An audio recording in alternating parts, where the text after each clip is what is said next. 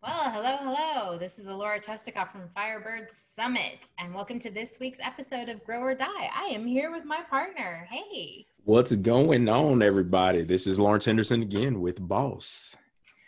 Alrighty. Well, I feel like we're moving into, this weirdly divided point. It's mid-June now, 2020, and we've got, I think, some people who have kind of started to figure out like what kind of normal is starting to look like for them, and I think other people are in other states of limbo, either a resistance kind of base or a wait and see. And so I feel like we're in this very strange place, and that kind of leads me to what I want to talk about today. You ready? I'm ready for it. Let's do it. So and I think this is a huge thing that coaches deal with, and it's something that I admittedly actually really struggle to be as empathetic with as I want to be. So how do you help someone through a resistance to change? You would ask me that. Well, so here's the thing, right? When I look at the things that I'm really preoccupied with right now, a lot of politics, and then it's both at a macro level, like we're watching the protests continue around the country. We're watching your hometown had another horrible incidents of police violence on Friday night against a Black man, and the fact that could happen at a point where there's heightened awareness around it, I think is especially telling. The way that there's been, differing kind of perspectives in the White House. There's this kind of sense that they need to double down because they haven't really been racist enough yet. And I don't even want to know what that path would look like. But at the end of the day, what I kind of feel like I see everywhere I look is that, so if we take Trump as an example, right? I feel like he is very much embodies a resistance to change, right? Whether it's a racial issue or a gender issue or a sexual orientation issue, he presents himself and dog whistles accordingly. The idea that change is coming, it's too fast, it's really scary, and I'm gonna help you put the brakes on it, right? I'm gonna restore the patriarchy is really all we can call it. And we're gonna stop all this crazy change that's just, disrupting your life too much. And that's like at a macro level. And I think there's a lot of scare tactics that come out of that. But I think at its core, that's still what we see. And I think we see it even on a personal level, right? You see people who are like wearing masks, right? Very resistant to the idea of wearing masks. And it's like, okay, well, I understand how at the beginning of the pandemic, we were getting a lot of mixed signals about how valuable masks were or weren't. There's been a lot of research since that says, okay, well, it might not prevent you from getting it, but it could prevent you from actually sharing it if you are asymptomatic. And I watch the way people react, and they get so attached to the view they had at the beginning or the news they heard early on that they get very unwilling to update their perspective based on new input. And so all of these like big macro things, I feel like really kind of distill down to how, for people that are not fans of change, and I think this is where I have trouble being as empathetic. I pick up and move to like a new state on a fairly regular basis, right? And so for me, change is actually usually a really exciting adventure that I kind of can't help but take on. And if I don't have enough of it for too long, I'll go like burn something down just so I can, force it in my life. So when I'm working with someone who has a strong resistance to change, I really struggle with this. I struggle with how to get them through it. I struggle, and in my personal life. So my dad sometimes a good example, right? Like there'll be things where he might be resistant to change on, and I just get impatient and frustrated with him. And I don't want to do that. But like, it's something that I see it around us, and I feel like it's getting more and more acute, right? I feel like that's so much of what is at the heart of a lot of what we're seeing. And I don't know where to start in helping people who, I mean, obviously to some extent you have to have an awareness that you have a resistance to it to even like try to do something with it. But even from that point on, I struggle with how to help with that.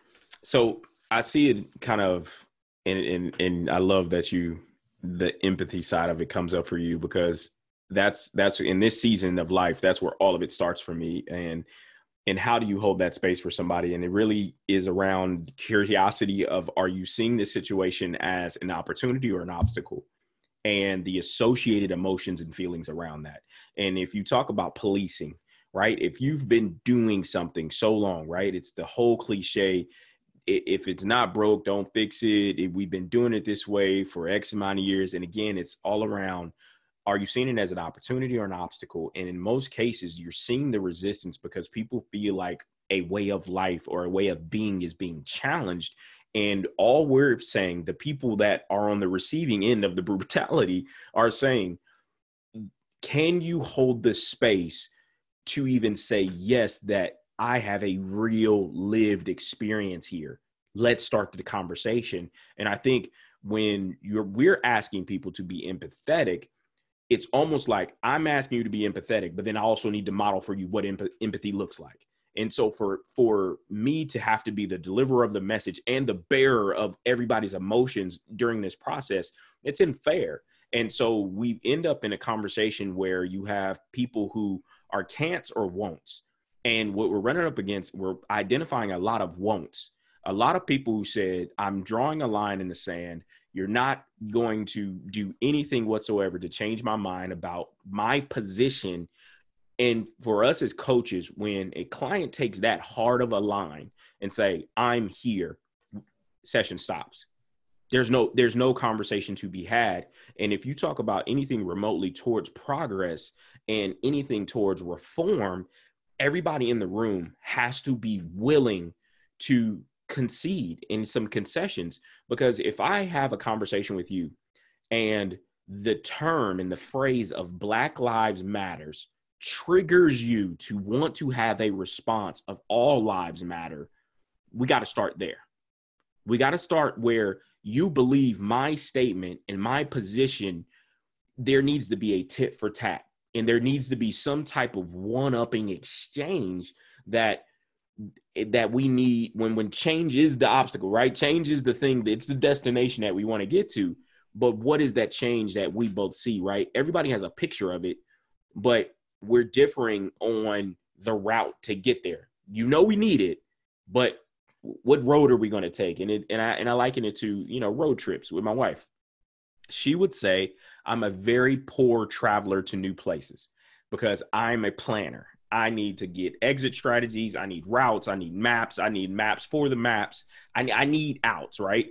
And when I don't, I'm very anxiety driven. Like, which way do we go? Which way do we go? And she's like, chill out, dude. Like, let's just enjoy the adventure. And I'm like, we need to have a plan. And I think in these cases, because this is new territory, not necessarily new for the people involved, but new for the people that have now been made to interact and engage. And so there's something this season, as I begin to talk to people who I can smell anxiety on people now, as they begin to have these conversations, I approach it with the 3 E's, right? Engage, educate, and empower. Repeat. And the engage is, hey, let's just show up for the conversation, both people, right? Don't show up with your own agenda, have some opinion, be ready to participate in dialogue, but be ready to be educated. Not just to say, boom, drop mic, I educated you. You smarter because you was in the room with me. No, be able to, hey, have your opinion, have your thought, express it competently, but then be on the receiving end of, now I'm going to listen. I'm going to listen because, again, that's where awareness happens, in the listening, right? If you ask somebody for feedback and all you do is talk, you really didn't want the feedback. You just wanted to hear yourself talk and say you gave somebody an opportunity to give you feedback.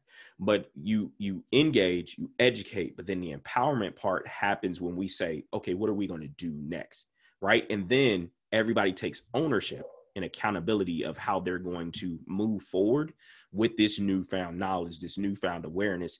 And I think for all of us, there has to be some collective responsibility moving forward in all of this. And I think what you're seeing is a lot of people in the sandbox, little kids that weren't normally told to play with each other, now people are telling them to play with each other, and it wasn't on their terms that they were told to play. And I think that's what a lot of the friction that we're seeing right now is play nice. Well, I was my way.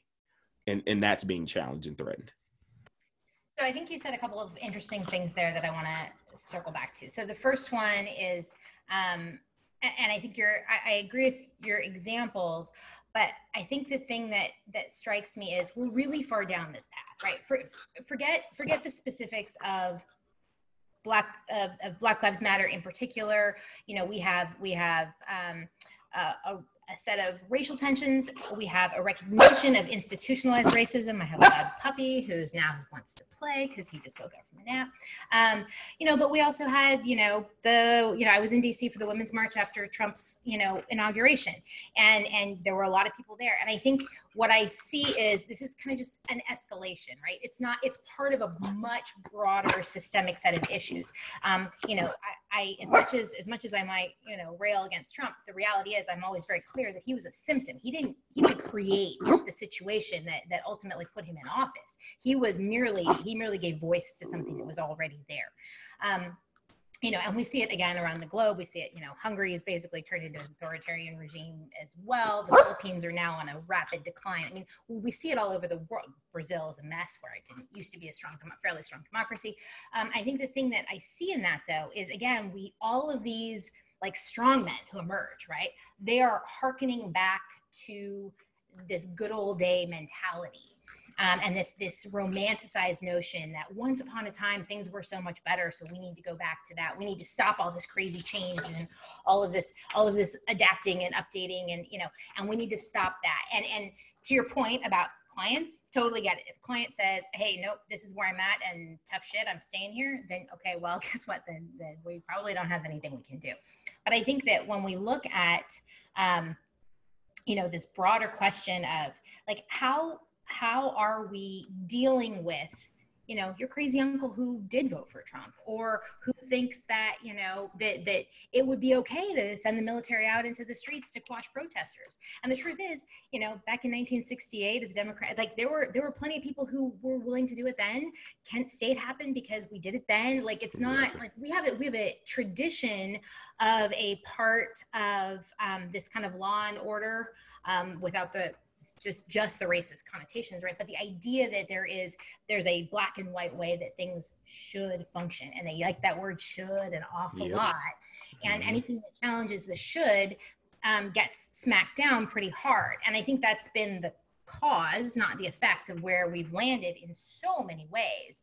But I think it starts at a very personal level, right? Somebody who is born and raised is born and dies 15 miles or 10 miles from in the same spot, never goes anywhere, never incorporates additional change into their lives. I think, that's a very, once upon a time, that's the way everybody lived, because that's just the world we lived in. And I think there's this romanticized idea that we gave up too much when that model went away.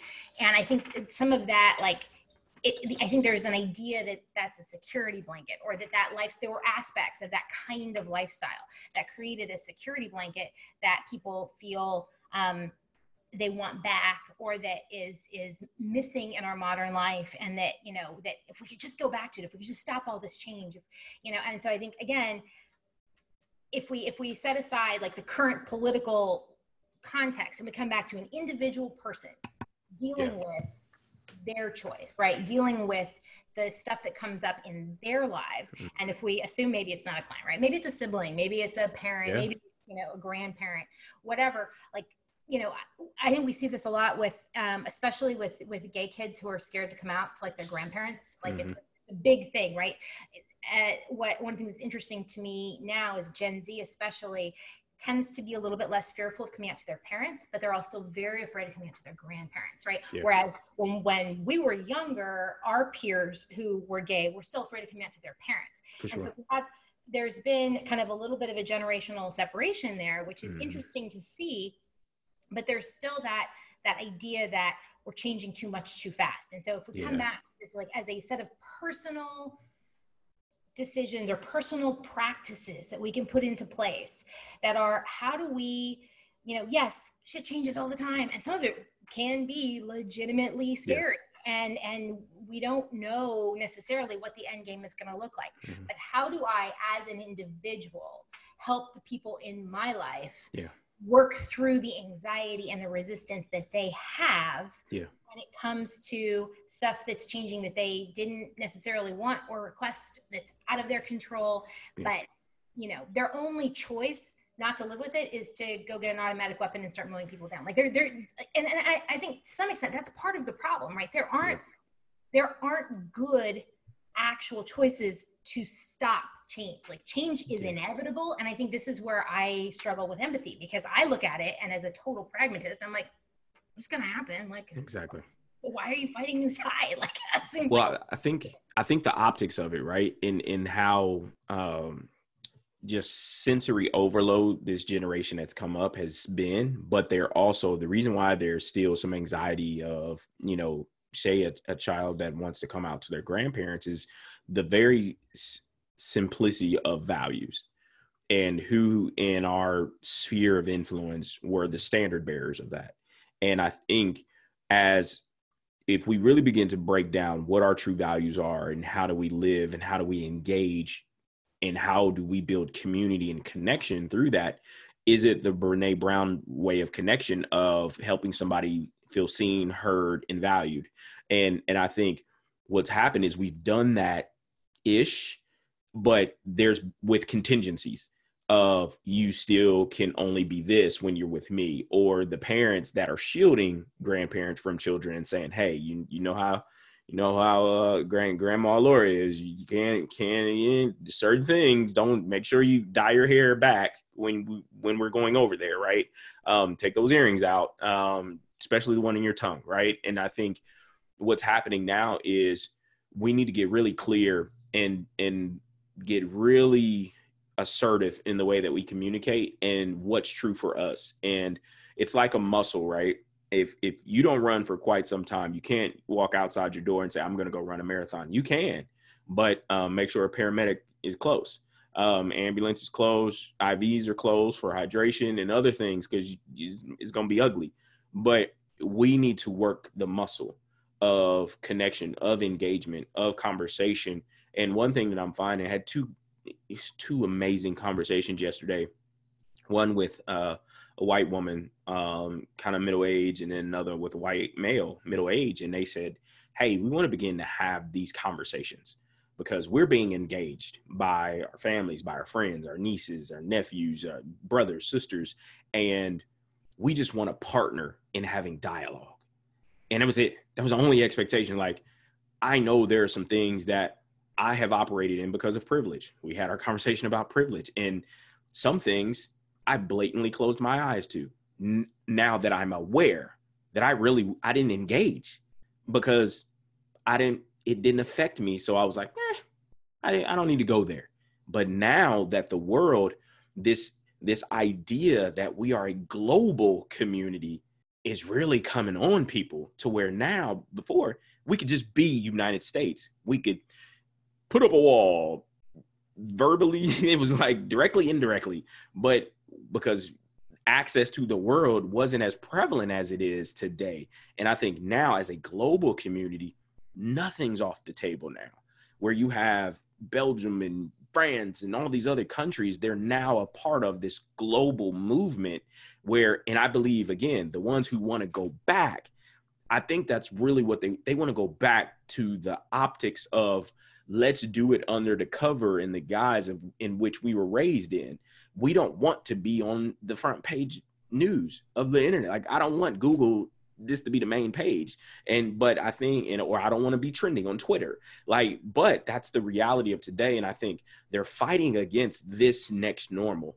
This new reality it's not going anywhere. So to think about us as a global community would mean that we now need to have global conversations around what values mean to us. And if we say we're the land of the free because of the brave, what value is leading there?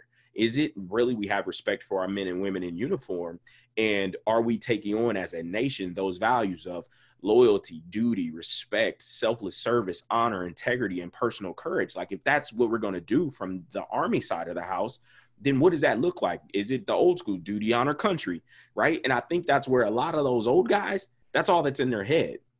Duty, honor, country. Do your job, like honor your parents, and you better not disrespect this country in any way, shape, or form. And that's why most of the military services got rid of that mess. That's why you got generals today. Like, who cares about the name of the daggone base? We should never name them after Confederate generals anyway. They lost. We would never go into battle and name something Fallujah. Like, we wouldn't do it. Like, no, we're not going to do that. And so for people to, again, dig their ditch and dig their grave and stand on that hill of, this is what I'm going to say is right. It doesn't make any sense. It defies all logic as it pertains to change. Like you said, just like we say change is hard and people fight change is inevitable. I have more gray hairs in my face every time I shave. It's a fact. Like, and it grows back. I'm like, where'd that one come from? But if we know it's going to happen, we should be better at it, you would think, by now. But people try to hold on to what they believe is normal for them and makes them feel good about their existence. And I think that's really what we're coming in to fight with. We're a global community, and we got to figure out how to connect. Well, and I think, to that point, I think COVID has highlighted the realities of that, right? So to me, this is another example that I struggle to be empathetic with, right? Where you have, when during the election, when Trump went to West Virginia and said, we're going to bring coal mining back, or we're going to bring you your coal mining jobs back. Like, to me, that's one of those just maddening, like, ridiculous statements, because it's like, okay, first of all, there's still coal mining going on. It's just all automated now. So coal mining hasn't gone away, but your jobs have, and they aren't coming back. So we have to find another way for you to make a living. Like, that is not going to return in the way that it used to. Just like, manufacturing jobs in the Midwest that were the cause of the rise of the middle class in the first place. Those jobs are all overseas now. But the flip side of that is, now saying, oh, we're gonna put the brakes on globalism. Are you kidding me? Like, seriously? Like, that's, to me, that's one of those just utterly preposterous things to say, because it took us 40 years of work to get a truly global economy, and the economics aren't in your favor to roll it back. Like, that's not how anything works. But this idea that that's somehow going to solve things, I think, is where I really struggle with people who kind of take that worldview, and I struggle to be patient, and I struggle to be empathetic with, how they are coming to terms with, the fact that there's a reality that they probably didn't sign up for. But I got to say, you are a Black man who lives in the South. I don't see you having signed up for having to fear for police violence on a daily basis either. So again, I think there's that privilege component, in that there's an idea that certain demographics at some point in time had some control, or at least the illusion of control, that they were getting to influence how things unfolded, and they feel like they might have lost some of that. But the truth is, change is still coming, and being resistant to it doesn't stop it. And so when I think about, to your point about, the empathy and the education and engaging, I like the engaging piece, especially because I think getting somebody to actually tell you and articulate what it is that is causing them to fear change, or causing them to find the idea of change upsetting, I think is the only thing I've seen work. I'm not always as great about being empathetic as I would like to show up as, but I think that's to some extent the only thing, that's the only starting point I know of, right? So help me understand what it is about returning to, 1956 that sounds appealing to you. What is it, And again, see, this is part of my problem, right? Because I was also a history major, and as historians have a saying, the only thing that smells better with age is history, because we whitewash all of, my ex-husband was a total germaphobe, but he had this fixation for the Victorian era, and I'm like, okay, you realize they didn't take showers, your germophobia would have gone berserk in the Victorian Victorian era, right? They didn't wash their clothes, nobody took baths, like definitely nobody brushed their teeth, like, you know, there was no garbage, there was no garbage service in big cities. You walked out the door and you stepped into whatever, I mean, that was some nasty stuff, like really. But he had this very romanticized notion of that point in time, and that's a very common thing we see with history, right? It's the good old days, you know? And I don't, you know, and again, like for me, it's hard to keep a straight face when I talk about it, because like it just sounds funny when you actually start breaking it down. Yeah. The truth is, it's a very rose-colored glasses way of looking at things, and I think it's clinging to those kinds of romanticized ideals that it is part of that kind of blanket of resistance that people can sometimes wrap themselves in. Yeah. And I think that's a huge point, right? Because if you look through those rose colored glasses, then everything will seem like it's not out of place until there's a crack in those glasses and stuff starts to seep in. And I think what you're seeing now is that reality being changed for a lot of people. And it's like, well, wait till I retire. Then y'all can do whatever y'all want. Wait till I'm fully out the way, and then you can do whatever you want. But while I'm here, we're not going to change. And I think Trump as a person, he understands. It's like that scene from 300, or not 300, from Gladiator, where they're talking about when he's doing the games, like he's like, if I could control the mob, I can control everything.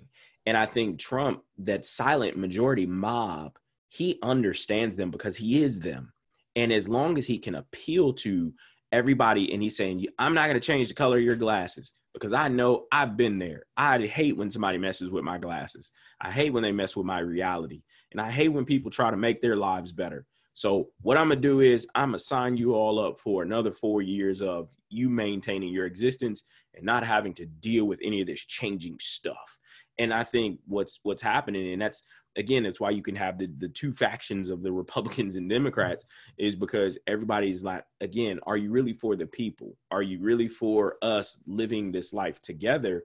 Or are you for us looking through the reality and the lens in which you want to tell us the color of the glasses are? And far as having a conversation around change when everybody comes to the table, what's the one thing you're willing to do differently? And I think everybody in this moment, everybody has to be accountable to something, right? Even if you call it out and say, I'm not changing, people need to know who you are. Again, we can identify the flat out racist. I don't need you to tell me you're racist and you're not changing. I'm talking about the people you're trying to straddle the fence and not rock the boat. Guess what? You're still rocking the boat, and the boat is off because people are picking sides. We need you to go to the side that your values or whatever's leading your life is pulling you. Just go to that side. And I think that's the part of it. There are a lot of people trying to ride in the middle and don't realize that they're still rocking the boat. The boat is off. And so for us, people like us that like, look, right is right because it's right.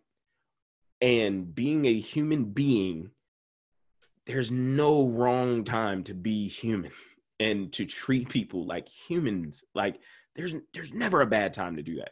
And I think that is what's the existence of people being called out, that there have been systems in place. Like, and somebody, my brother texted me something yesterday. He said he was having a conversation with somebody, and we talk about this, the word of reconciliation. He said something can only be reconciled that was in existence at some point. He said, what are we reconciling from a racial standpoint in the United States? He said, Black people were never written into the history of this country. He said it wasn't until 1964 when we tried to do the Civil Rights Act, which all of that was around labor laws and some other stuff. But for us to have a humanity conversation, he said we were never written back into the conversation. We were always livestock and property.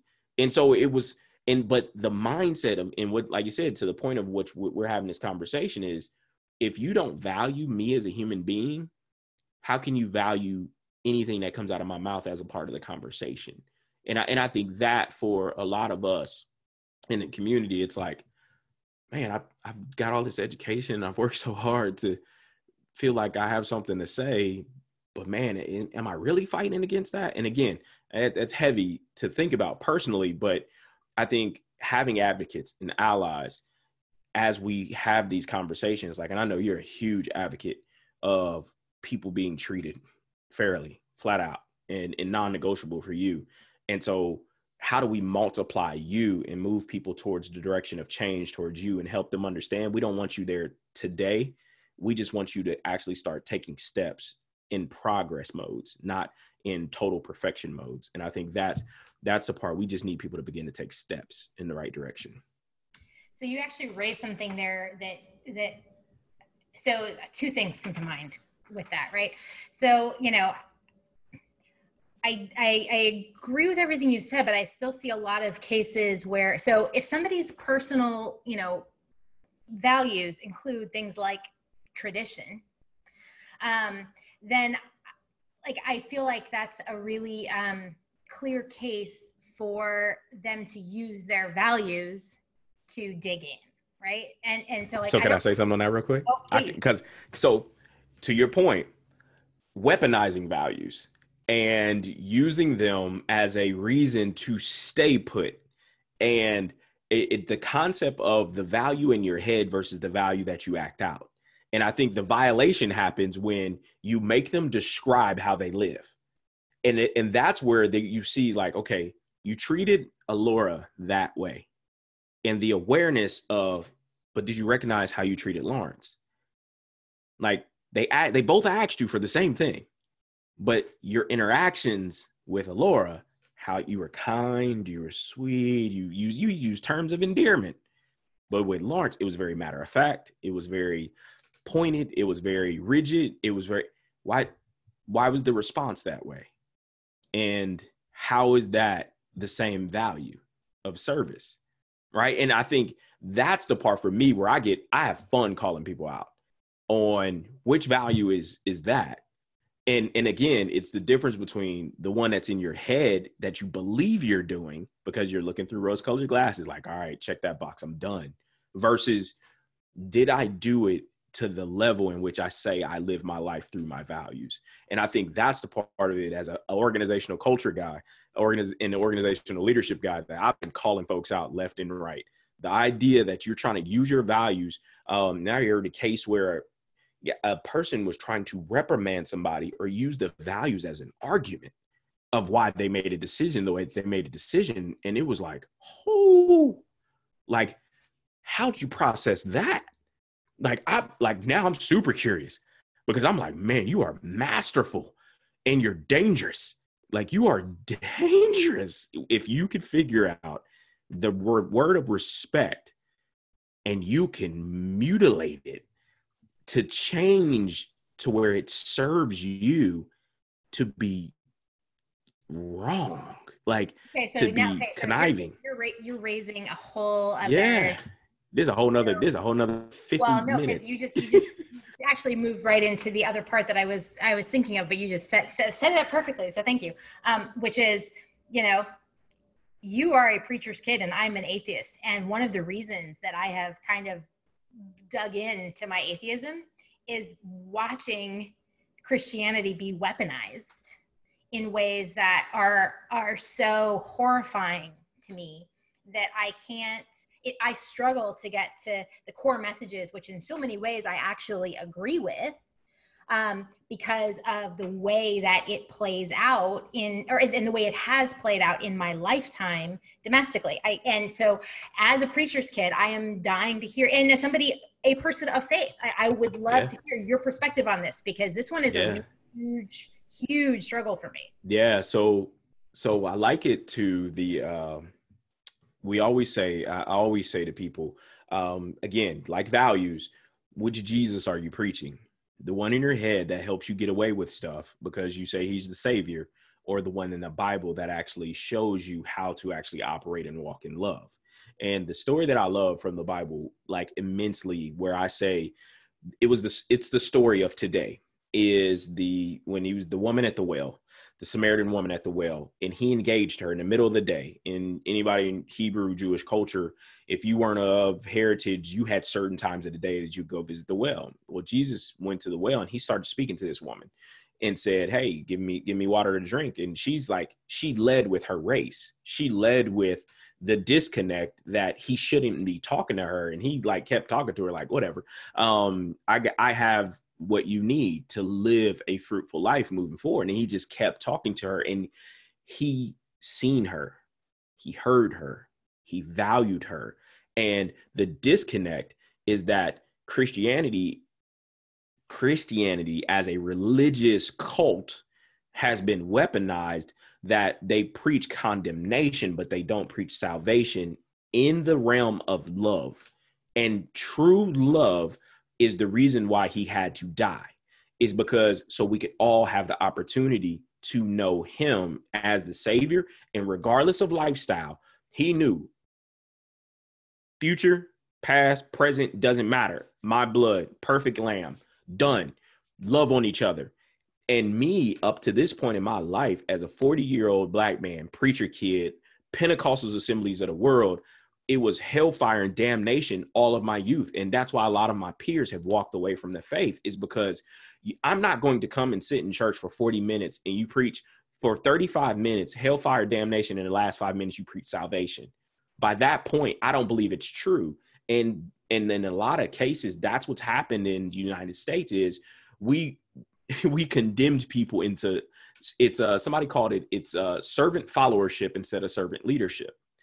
And so you've beat people into submission to follow something that is not truth. And if we do what Jesus did, this is not a conversation. He loved on everybody.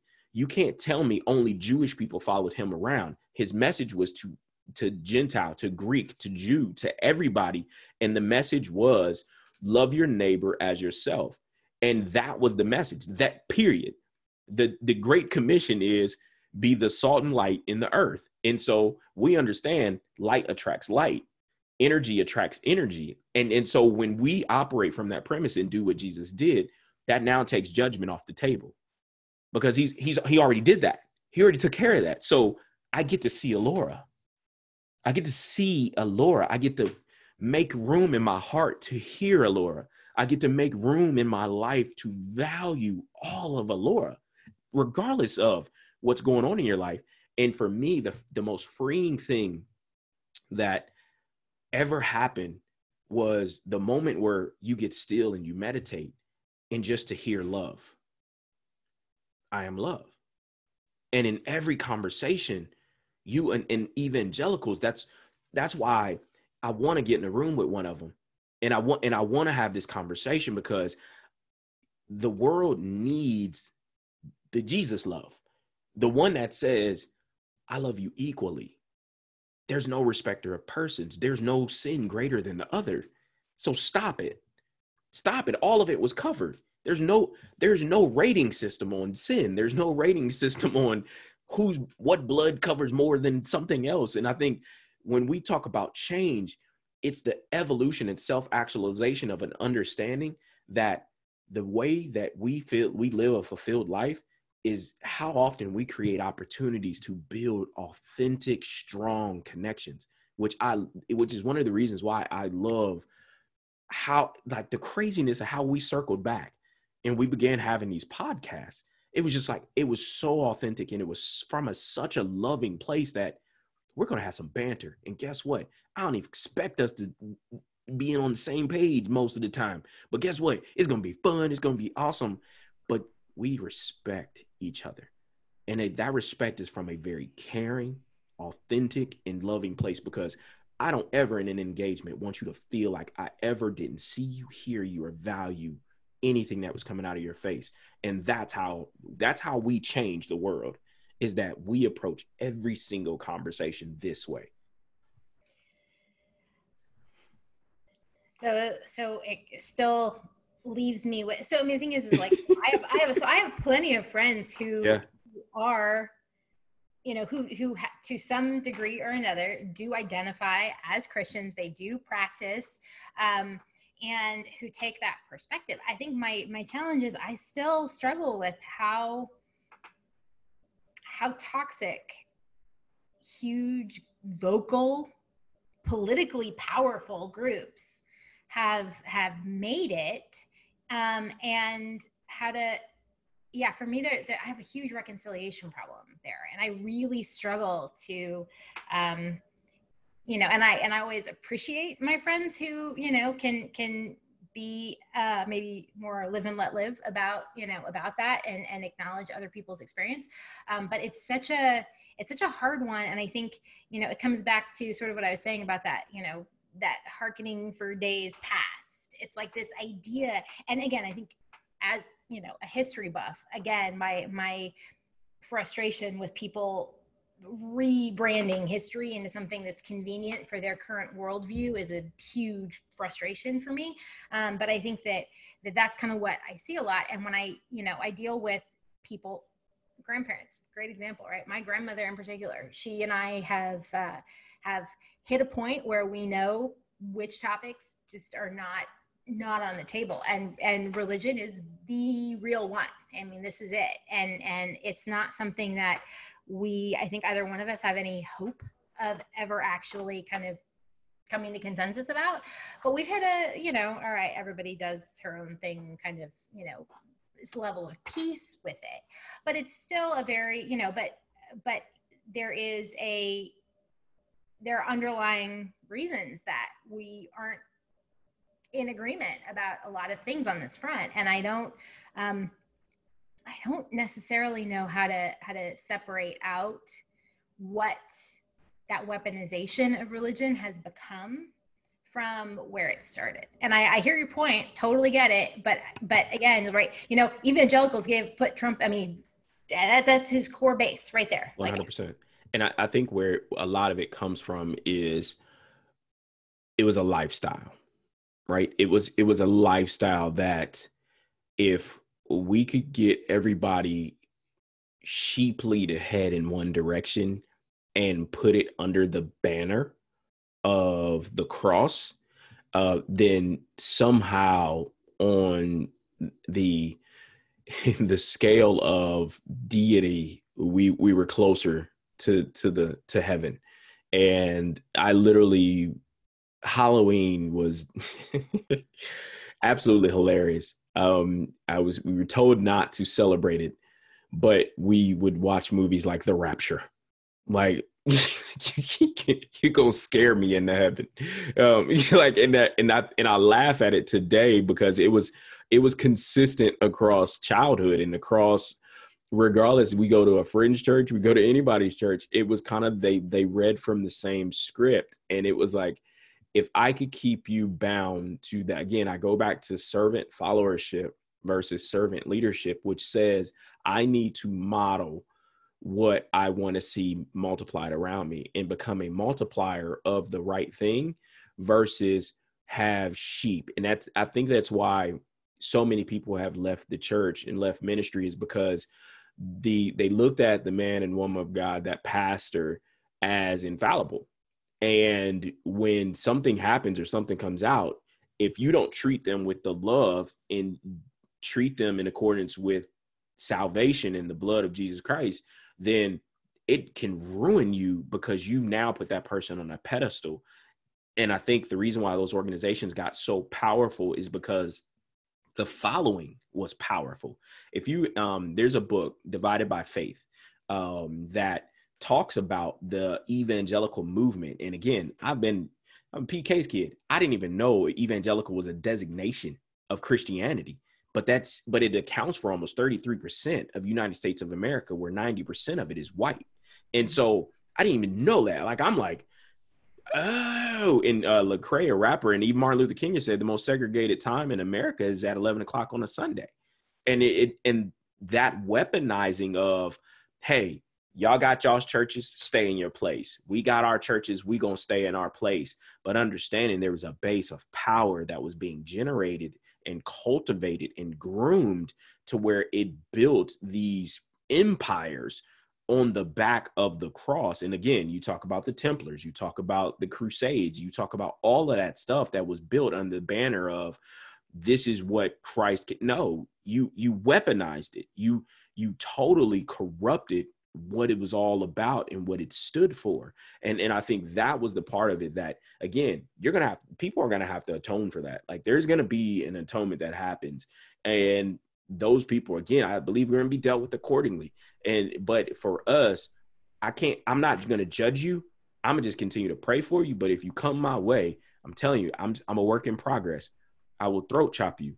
If you use that, if you come at me on that, I will quote some scripture on you. I will pray for you. I will pray for that your injuries heal and bones set back the right way. Let me stop. I was done.